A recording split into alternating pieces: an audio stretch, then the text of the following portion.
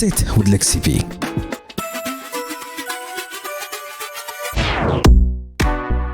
Hey fam, thank you for returning to the Sit with Lexi B podcast. My name is Lexi B, and this is the premier place where we talk about all of the important lessons in life that you need in order to be successful.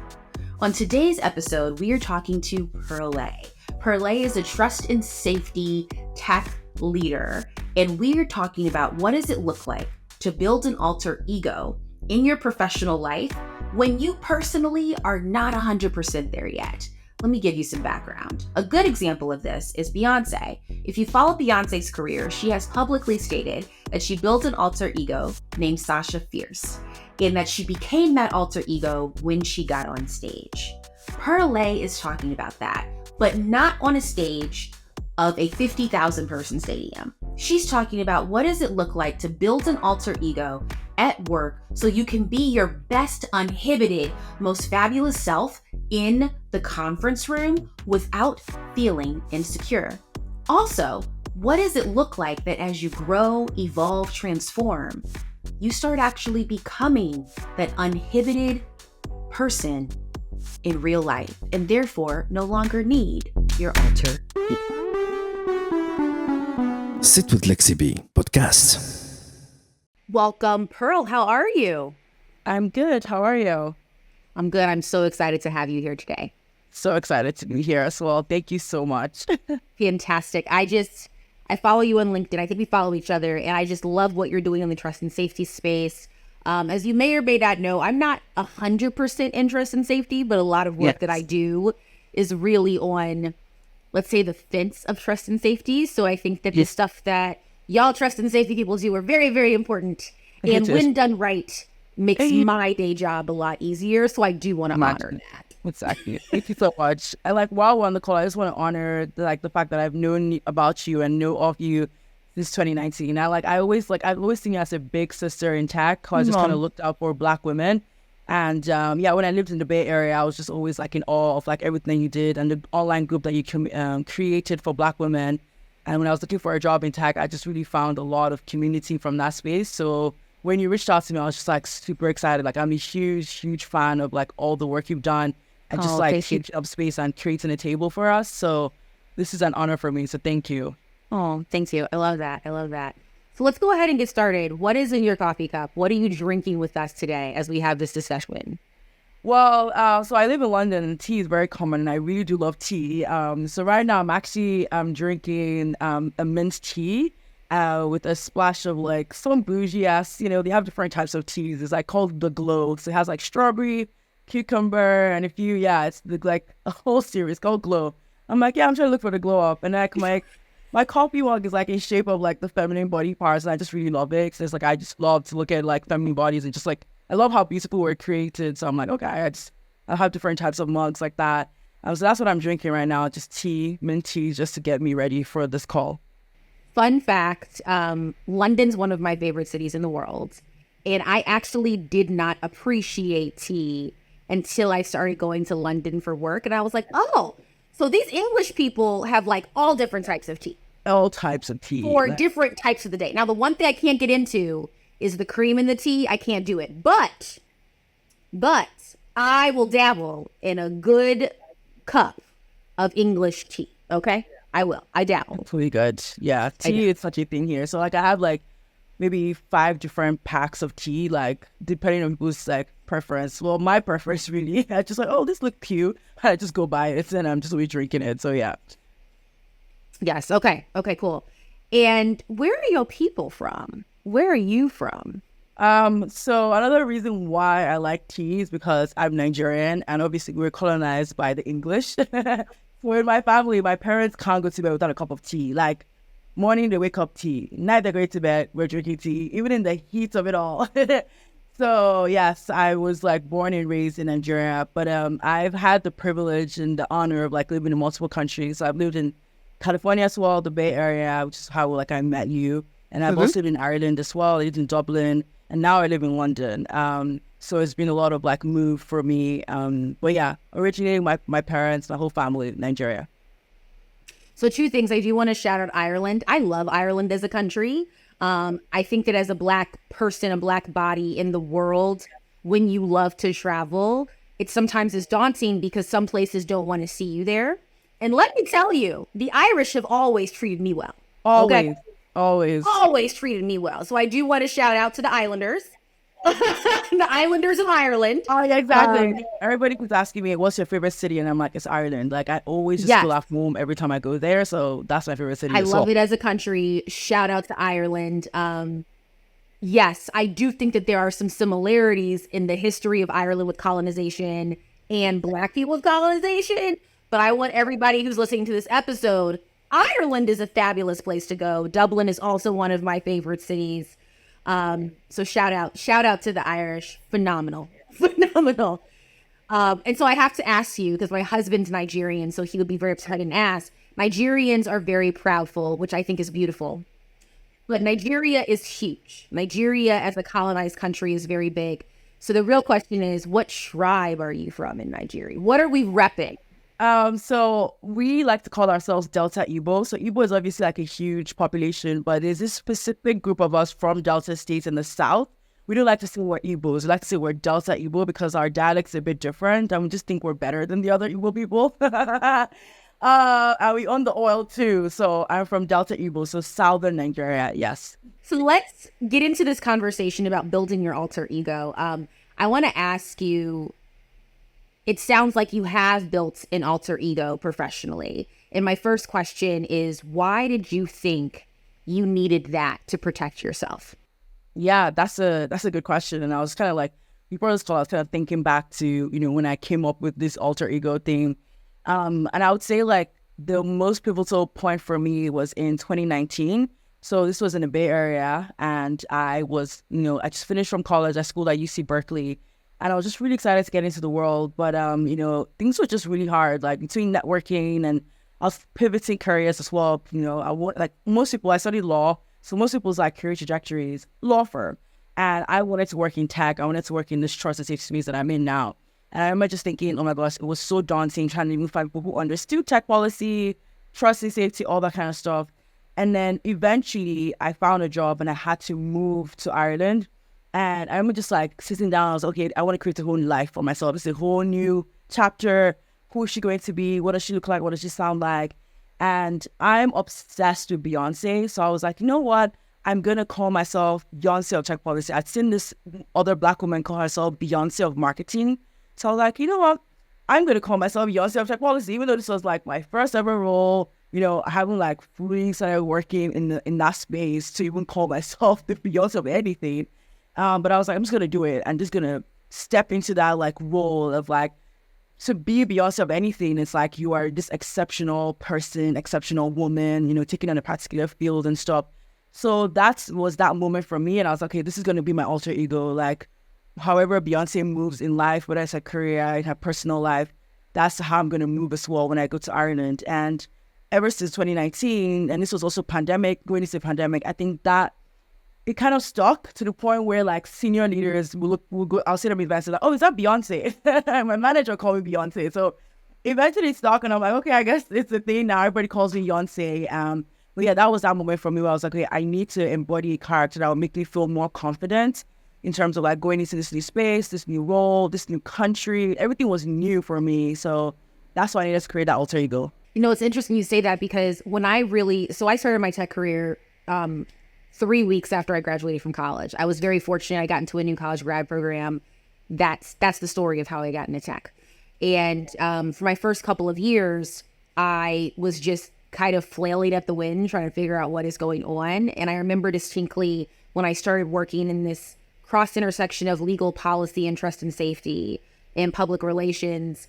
I never called it an alter ego, but every day that I went to work, I was like, be Olivia Pope. Yeah. Fix things.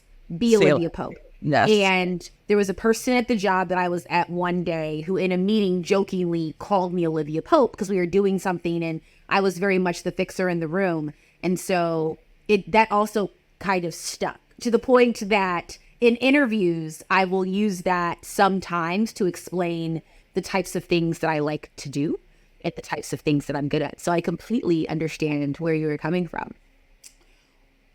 why was it important for you to have this alter ego? It sounds like it was very much almost a protection, or was it a confidence booster, or was it a mix of both? It was a mix of both. And I'm just gonna like take a page from Todd Herman. So he's the one, I won't say he's the pioneer, but he's definitely been like one of the most popular people that have spoken about alter ego, because he worked really closely with Kobe Bryant. He was his coach, like a mental coach. And everybody knows Kobe Bryant, rest in peace. Kobe Bryant had his alter ego, which was the Black Mamba, where he was like, before he goes on like the court, he has to embody this character who's like fierceless, and like he's fearless, he's fierce, like he's not looking anywhere, and he just goes in and he doesn't like his beast mode basically. And he comes out, it's like, okay, what just happened, right? And for him, it was like that like confidence boost slash like, look, I don't care what people are saying about me, I just need to get this job done. So I'm a huge fan of basketball. Like when I was growing up, I was just a huge fan of like the Black Mamba. And reading about his story, watching his videos, I realized, okay, this could also be something I could, put in my life as well. So it was a confidence boost and also protection, where it was like, I was moving into a new city, nobody knew me. And I think it was also another way to like reinvent myself, maybe. Like, okay, this is a whole new, it's like a 2000 movies, like you just go to a whole new city and like, okay, who am I? And I was, okay, let me be this woman, right? Who's just much more amplified. My characters are still the same, but like just much more confident. And then that confidence boost also like came from like Beyoncé will get on stage and just become a whole new woman, like Sasha Fierce, where nothing else matters. She's just that woman. And I wanted to just like embody those characters. And I'm like, yeah, this is who I want to be. And yeah, protection me, where I was just like, as a Black woman, being in all these like white spaces, I wanted to feel like when I'm going into this table, even though I'm going to be the only Black person talking, I never want to feel afraid. I never want to feel scared that I'm like, what I was saying wasn't good enough. So these three things kind of like just helped me like shape that whole, okay, this is Beyoncé tech policy. I'm coming into these rooms. This is what I have to say. I'm confident as hell. I'm attractive as hell. So what are you guys saying? I have something to say too. So that's really the reason why I had to create the alter ego. Let's go deeper into that, because I do not want people to think that they have to become someone completely different. Yes. In order to be successful in their career, because that's a little bit counterproductive. And it also sounds very inefficient and just a lot of energy and time wasted. Mike, my next question, therefore, to you is, what are the similarities in your alter ego that are also you outside of the job? Where do those alignments fit? So, I mean, just a quick disclaimer, like alter ego is not different from like you in it's more of like a creative outlet, where it's like, it's more of a heightened personality, right? Where it's like, I don't use like a drug basically, like, when people take these different like psychedelics, what I'm thinking, like they're just more heightened. So for me, it's more of a mental boost to who already exists. I'm already a naturally energetic person. Like since I was a child, I've always just been moving with a lot of energy. Like I'm so extra. Like I love the fact that my parents have always given me that space to create, which is not that common in like Nigerian households, where it's like, oh, you're a woman. And I'm like the first child. I'm the only girl. There's a lot of only first in my life. And so to have that like ability to express myself in like different mediums, alter ego is just like a creative like space for me. Whereas, okay, I want to create this persona who is like a heightened version of who I am, basically. So it's one and the same, right? If you met me as Pearlé, like there's no difference between Pearlé and Beyoncé. I feel like Beyoncé is just more like, oh, I'm going on stage, oh, I'm going to work, and I'm feeling nervous, which is normal. And I'm like, okay, I just need to like embody this character and be more like energetic or be more confident, because the energy is still there. It's just like I'm like going to, oh, what if they don't like me? Oh, what if it doesn't make sense? What if nobody shows up? And all that just goes behind, because Kobe Bryant is still an athlete, right? Beyoncé is still a musician. Like you can't take those talents away from them, right? But they're always going to go through those challenges of people, the critics, the opponents that they're playing. So when they're going on stage, when they're going on court, they need that heightened ability to be like, okay, I'm going to block all this out and I'm just going to, bring my 100% on. So that's kind of like what I did, where it's like, there's no difference in me and Beyoncé, and I do want it to be a difference where it's like, oh, she's like, it's that, like, oh my gosh, she can't even differentiate Pearlé. No. So that's really how I've been able to like balance it, where it's just like, this is just a more heightened version of me to get through certain like blockers that I may face in my career. So it almost sounds like your alter ego is protecting you and also pushing you through things like imposter syndrome, which is very big and everyone has it. Everyone. Do not let this confidence fool you, fam. Everybody has it. Oh my gosh, yeah. Tell me more about that. It definitely pushes me in like, imposter syndrome, fears, whatever it is. Like, and I'm someone who likes to take on big goals. Like, you were just moving across like countries. I met people who have never even left the shores of like their city. And they're like, oh my gosh, that is so bold. That is so brave. How did you do it? When I got my job to move to Ireland, it was just literally me. It was during lockdown. My parents were back in Nigeria. My siblings were in a different country. And I remember just calling them and I'm like, I'm going to Ireland. And they're like, where? You know? I mean, people know of Ireland, but like, people just don't move to Ireland, right? And I was like, yeah, I'm just going to sell my things, pack my stuff, right? And just move. And, you know, and things like that is like, I feel like Beyoncé is like an embodiment of all my childhood characters and movies that I've watched. You know, I grew up in a Nigerian house, so we didn't have that much, but I remember just like watching all these movies and I would see these main characters like Gossip Girl and they're jetting around the world. They're just moving to new cities and starting their whole new life. I was like, oh God, I can't wait for this to be my life. And so when that life came and that opportunity came, I was like, look, there's no way I'm going to go into this new life and feel sad and feel scared or like imposter syndrome. So I think like I was able to like embody that excitement, that whole like childhood dream. And that's what fuels Beyoncé, where it's like every time I feel sad and I'm taking on this like big goal, she's like, well, you already had this dream a while back. I'm just here to amplify. I'm just here to remind you who, like those dreams, what they were, and we're here to achieve them, right? So that's kind of like my relationship with my alter ego when it comes to imposter syndrome. Every time I feel those doubts coming in, it's like, look, these goals might seem big, but you always wanted this life for yourself. So my job is to get you there. And that's the relationship we have. It's interesting that you mentioned Gossip Girl, because what you got out of Gossip Girl was their traveling. What I got out of Gossip Girl growing up was I was like, this is a window into a group of people that I could never act like this towards my parents. Like, True. That's what I got from Gossip Girl, y'all. I was like, Darcel and Mel will kill me. They will kill me. Gosh, they were so crazy. Like, they will kill me. Because, you know, I come from the American South, which is not Nigeria, but there are a lot of similarities in Black American culture, you know, West Africa. And I come from the place of like, I brought you in this world and I will lovingly and glad you take you all the way out. Exactly. Yes. And now that I am a parent, trying to parent in the gentle parent 2024 way, I just want to put it publicly out there that now I fully understand where that statement comes from. I do. I think for me, Mulan is like my favorite Disney character. Like, I still watch it till this day. I'm 30 and I watched it recently and I was just crying. And I remember just thinking, I think Mulan is very similar to my story where, you know, she wanted to make, because she's the only girl as well. And, yeah. And, you know, her dad couldn't go to the war. She wanted to make her family proud, which is always that recurring statement, like, make your family proud. And that was kind of something that I grew up just always thinking. And then she goes on and then ends up making the family, bringing honor to her family, as they'd always say. And so for me, I just always loved that journey that Mulan had to go through to get to where she was. And I was just like, wow, like Mulan is so powerful and just so empowering. Like as a child, like that was the Disney princess I fell in love with, I guess. And I was just like, I just want to be like Mulan. I just want to go out there and just like bring honor to my family. And yeah, that's kind of what really just drives me till this day. Yeah. So let's help the people. Let's help the listeners. How does one, in your opinion, start building their own alter ego? Okay, so I have a list written out, so if I look up, it's just I'm putting on my screen. So it's funny, I had a video that I posted on my Instagram. I was like, I've created this whole series. It's called Standing on Business. And I was like, look, I'm turning 30 this year. And these are the things that I want to do to have like the most empowering decade moving forward. And so I was like, I was going to share the tips and tricks that has helped me in my 20s. And so one of them was like building an alter ego. And so the first thing I told people was like, you need to define your purpose. Like, what is your why? And it's something like I mentioned earlier, like I was moving to a new city. Everything was new for me. And I was like a bit anxious of like what to expect and how to navigate this world.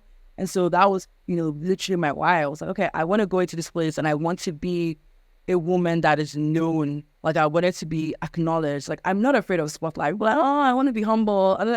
I'm humble, but I'm also very proud in the fact like I love the spotlight. Pearlé said like, we not trying to be humble. We trying to let y'all know. We trying to on these things. Period. I feel like I was for it. So I'm like, look, whatever it takes to get on stage, to be like, have a medium, I would take it on. So I wanted to just like be clear on that purpose. And the second thing is like, identify the key, like your backstory, your key traits, like what is driving you? Because a lot of times we just think, oh, you just create an alter ego for the hell of it. No, you need a backstory. And for me, my backstory was like I said, growing up in Nigeria, like the things that I had to go through just to get to where I am right now, like it was a lot. Like I know I had to struggle from a financial, mental, emotional, all the rejections, trying to get a job, even moving to another new city, leaving all my friends behind in the pandemic. That was a lot of backstory. And it was like my foot to be like, this is what I'm going to do. Beyoncé is born. And then another thing is like creates like a symbolic persona. Like who are the people that you look up to, right? All people are inspired by people like even you here, Lexi. Like I've watched you all these years since 2019 when I was in the Bay. And I was just always like, oh my gosh, this is the kind of woman I want to be like. And it's just like these traits you just pick from here and there. And like Beyonce for me, obviously, for most Black women, Beyonce is like our North Star, right? She's like, this is the embodiment of Black excellence. She's excellence on crack. And so for me, I was like, okay, she's the person I've always wanted to be like since I was a child. And so many other characters from like Mulan to my mom, my grandmother. And I was like, okay, I want all these bits and pieces to become me. And so it's like, you need to watch them. I feel like people are like, oh, you inspire me, but you don't watch these people. You're not seeing the behind the scenes. You're not asking questions, right? So you need to start doing things like that. And then create a badass name. Like alter egos are actually fun to create. Like there's Black Mamba, there's Hannah Montana, there's Slim Shady. All these are like alter egos of different people, right? And so that's what I did. I was okay, I'm going to call myself Beyoncé of Check Policy. And I just ran with it basically. And then I would say practice and reinforce, right? You need to, like, you can't just say you have an alter ego and just let it be dormant. Like, you have to practice that this person or this personality exists within you, right? That's the beauty of the complexity that is humans, right? We can be so many things. Like, you are a mother, for example. You know, I'm a daughter. Like, we have different relationships with different people. And so it's not hard for us to create an alter ego, but we do need to practice it. Whereas, like, okay, when I'm feeling nervous on stage, I'm sort of feeling like going back and retreating. Okay, I need to call on Beyoncé, right? How do I do that? I tend to listen to Beyoncé music. I tend to watch her documentary. Because for me, it's like, that's my trigger. I'd be like, okay, I see it. I want it. And then boom, something just clicks in my head. I'm like, okay, I can do it now. Let's go. So that for me is how I've been able to practice and go. And I also have a quote. I think everybody says it. It's like, what would Beyoncé do? And every time I'm stressed, I'm like, what will Beyoncé do? And then my brain just starts like coming up with 1,000,001 things that Beyonce will probably do. And the last thing is like establish boundaries, because it's not every time that your alter ego is going to come into play. It's not every time Beyonce is going to come out. Like, you need to know, okay, this is when I'm going to be this, super energetic human being. This is when I'm going to take a step back and be like, okay, I'm not going to embody this character. And like, I also have like a mini alter ego on like the other side, which is I call Joan. She's like an introverted version of me. Like every time I journal, I'm like, dear Joan, because she's like much more calmer. Like she's like, honestly, she doesn't even exist in many ways. Like I don't think she really comes out. But every time I feel really withdrawn, like I feel like that's the character like I like to embody. Where it's like she's calmer, she doesn't really like do anything too crazy or energetic. So that's where like I would always say like establish those boundaries. Like know when like these characters come into play. Like Black Mamba people would hate Kobe Bryant if it was always a Black Mamba every day. Like Black Mamba was annoying as hell. Let's be honest, like he was toxic. I mean, so if Kobe Bryant was that all the time, he wouldn't be this hero that we all look up to, like even after death, right? So that would be the few things that I would list out to people. And if you want to read more, I feel like Todd Herman is a good resource, and there are also a lot of articles that I've read and just talking about like alter ego, and that really helped me to get to this place that I am with this character.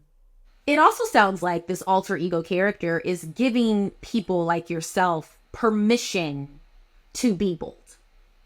I think it's important to be bold in your career or insert whatever goal you have in life. And we live in a world where we tell children to be bold. We tell them to be loud and proud. But in behavior and performance, we tell them don't do that. And so what I hear from you is that these alter egos that, like you said, many famous people, many people that are killing world records in like household names have these alter egos, whether or not we know their names and we know them and they talk about them, but it's almost giving them permission to just be that one. And I think that sometimes being that person causes other people to be very insecure, especially for women. So if we're looking at Beyoncé and Sasha Fierce, who Beyoncé, I think in the past couple of years has publicly said, Sasha Fierce is dead. I'm just me. I have grown into me, and therefore I give myself permission to be that person when I need to be and dial it down when I don't, which I thought was a very intriguing conversation that she publicly had. Because what she was saying is that she's now comfortable in her skin to be that bold all the time when she wants to be and doesn't have to put a title on it. So I wanted to get your take on that. Does your alter ego give you that permission to be that one in the room? And when you take the alter ego off, there is more humility and there just is more peace. But how does it feel to have that duality? Honestly, I agree. I think like that's the end goal of having an alter ego, because an alter ego is like a heightened personality of yours, or like it's a subset of you. The goal of an alter ego is to eventually become the alter ego. Like as much as Black Mamba is intense, like I'm sure like that's why eventually like Kobe Bryant ended up writing a whole movie. Like he just has all this energy to do so many things, right? So just like Beyonce, where it's like, look, such like Fierce doesn't exist. I'm like, you know, I'm now her, basically. I think that's the end goal. Like Pearlé and Beyoncé are not that different. It's just that like sometimes it almost feels like it's just a nickname where it's like, okay, I'm Beyoncé of this, right? And I think like just generally as women, like even when people do feel insecure around like certain energies, like I think I've just grown used to it. Like I really don't care. Like my goal is to just like take up space. And like eventually I know like Pearlé is just always going to like supersede Beyoncé. Like end of the year, people will know me as Pearlé, not Beyoncé. So I'm always very cognizant of that. Like the person who is still coming on stage is being addressed as Pearlé. Beyoncé is just a full, like the wind beneath her wings, basically. So I would say that Pearlé is bold. Beyoncé just makes her bolder, right? Because all these goals, all these dreams that I've had is because I was bold enough to have them. And I was bold enough to take those risks. Now, being bolder is just being able to like eliminate all those insecurities that might come my way, all those challenges. And I'm like, okay, I need this extra boost. So that's my relationship with my alter ego. But for anyone who's like starting out, like I believe that your end goal should be that like you become so comfortable with your alter ego that you technically kind of become that. Like you just become a better version of yourself, really. And like, oh yeah, I used to be insecure about this, but ever since I had this alter ego, now I'm just like super confident, and that's just the way of my life now. I would also add to that is that I think that the goal should be your alter ego being a layer of your identity. Because like you said earlier, Kobe being the Black Mamba every day of the week, 24 hours a day, is horrific. Yeah. And I would say that he's also the father of 4 girls, which I'm sure those girls are like, Dad, sit down. Right? But being your alter ego 24 hours a day, 7 days a week, it sounds very exhausting to me. So I would add that maybe it's also folding your alter ego into one of the many layers of your identity. And I think the magic and the power of your alter ego is knowing when to tap into that identity and also knowing when you don't have to. Because what I've learned with mine is that there are many times where I have to tap into it, but the real power, and as people get older and wiser, they'll see the real power is also saying like, oh, I don't have to do that right now. I can protect my peace and my energy. And I'll be frank with y'all, the older I get, that's what I like to do. I agree. Like even me, like now going into my 30s, like I think that's, you know, my birthday is in 4 months. I just been sitting with myself. I'm like, okay, who is this person? Like as in the same conversation I had with myself in 2019, I'm having this conversation now. And it's like, who is Pearlé going to be in her 30s, right? Like this is a whole different decade and different circumstances. A lot has happened. And so do I need to create an alter ego, or am I just going to keep extending Beyoncé? What does that look like? You know, so it's all these different questions. Cause like, again, like there's so many layers to us. And like, even scientists have said, I would say it unlocks 1%, like more than 1% of our brain. So that just shows you how complex we are. So it's like, like there's so many possibilities. And that's why I was hopeful, like, if you're able to, be multifaceted and just like enjoy that process, then do it. Like, I don't think human beings are supposed to be just one thing and one character. It's like, suppose you're not hurting anyone in the process, then be as many versions of yourself as you want to be. You're still writing your story. So that's kind of how I've been looking at like that alter ego, where it's like, this person is just a layer of myself. And then maybe I go into my 30s, I'm like, I don't need Beyoncé anymore. I'm going to need this person now to take on another adventure in my own life. So we'll see how that goes. But for me right now, it's like, I know when to dial it back. And I just feel like she just makes me bolder. I'm already bold. It's just like, whenever I just need that extra pump, I have somebody like, okay, reminding me of why I started in the first place. Well, as a person who is way into their 30s, black don't crack, so I still think I know. I mean, no, you look good, but I'm not, fam. I am not. I will tell you, your 30s is, at least in my opinion, I think your 30s is the best decade ever. I think so too. So much better than your 20s. Hashtag 20s are trash. 20s are trash. But your 30s are basically the FU version of your 20s. And when I say that, it is the, I don't care what you think. I'm going to be bold and proud. Yeah. I don't care that my hair or personality upsets you, that I guess you shouldn't be my friend. Exactly. I don't care if you think that I should be slaving away, picking this crop for you. I don't want to. So I'm going on Harriet Tubman's train tonight. Yeah. Out, right? Exactly. So I'm excited for you and happy early birthday. Yeah. I feel like my favorite quote now, like in my 30s, like going into my 30s now, it's like, I'm too old for this shit. Like, every time it's like, yeah, I say that a lot. There's that one. And then I will also tell people that labor is not in my tax bracket. And that really came in my 30s, where I was like, wait a minute. The math does not math to me doing this labor. So we need to either increase the budget or it will not get done. So welcome to your 30s, sis. It is a fabulous decade. I can't wait. Counting the minutes to the day, I'm just like, look, I'm too old for shit. Like, what is this? No, it's great. Your 30s are great. Your 30s are great. I really want to relay that point, because I do think we live in a society as well with a lot of ageism, especially for women. Especially. And so women getting into their 30s, and there's a lot of just symbolism and messaging around, you're really old. Are you married? Do you have children? And blah, blah, blah. And as a person who did those things past the age of 30, I just want to say 30, you're still very young. Live your best life. It is the most incredible decade if you choose to unapologetically live it. It'll be a phenomenal decade. Fearless. Yeah. No, I completely agree. Yeah. Like, I'm unmarried, no kids. I have no the TikTok audio. I have no prospects. I'm married.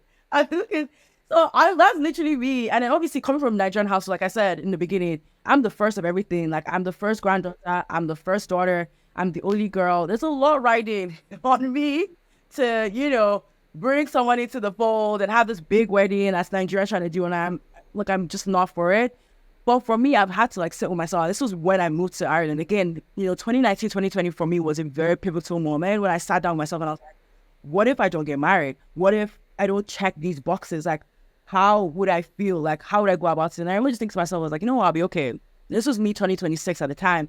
And I was like, you know what, I'll be fine. Like, it's not a do or die affair. And ever since I had a conversation with myself, like, this was a day before my flight to Ireland, I've just felt that way ever since, where it's like, look, I just want to live my best life. And if that best life means being single, being without kids, being whatever it is that it's not societal's like expectations of me, I really don't care. And I'm just going to keep doing it. So far, like, I'm still a loving child to my parents, a loving sister to my brothers, a loving friend to everyone around me. Like, that's all that matters to me, really. And I'm doing great in my job and doing great in my life. Then by all means, like, everything else is just very secondary. So I've had to like accept that like these things may not come to me. Like, it's really a game of chance. Like, there's nothing that is guaranteed in life. So for people to be putting that much pressure on themselves to do X, Y, Z, is like, what is that guaranteed? Did anybody tell you that this is guaranteed?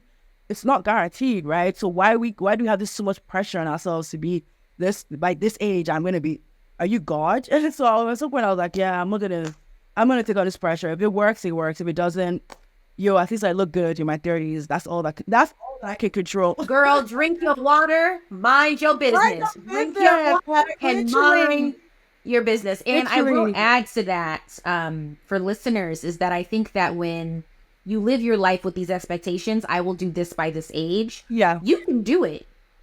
Like, you could get married by 32 and a half, but will you be happy? Right? And I'll be very honest, as a person who is married and as a person who is a parent, I love my partner. I love my kid. I love my dog. And I will say that they do not make me a better person. They make me a different person. Yeah. But Lexi single, Lexi without children, Lexi without a dog, who is a child, in my opinion, is my child. I got 2 kids. Yeah, now. exactly. Okay? Do not play Duke Ellington. One of them just has 4 legs. She was also a whole person. Yeah. And she was a beautiful person. Exactly. And if she still existed, she would still be a whole and beautiful person. Probably on a different type of journey. I would have time to travel the world every 2 seconds, right? But still a beautiful whole person with goals and dreams that are necessary and are wanted and valid. And so I do want to make that clear, is that marriage and children and dogs and houses and picket white fences do not make you a whole person as if you were lacking something before that. It makes you a different person, and it makes you a different person by choice. And those are wonderful journeys to adventure on, if you will, and to explore. But if you choose not to explore them, you're still a pretty person. Yeah.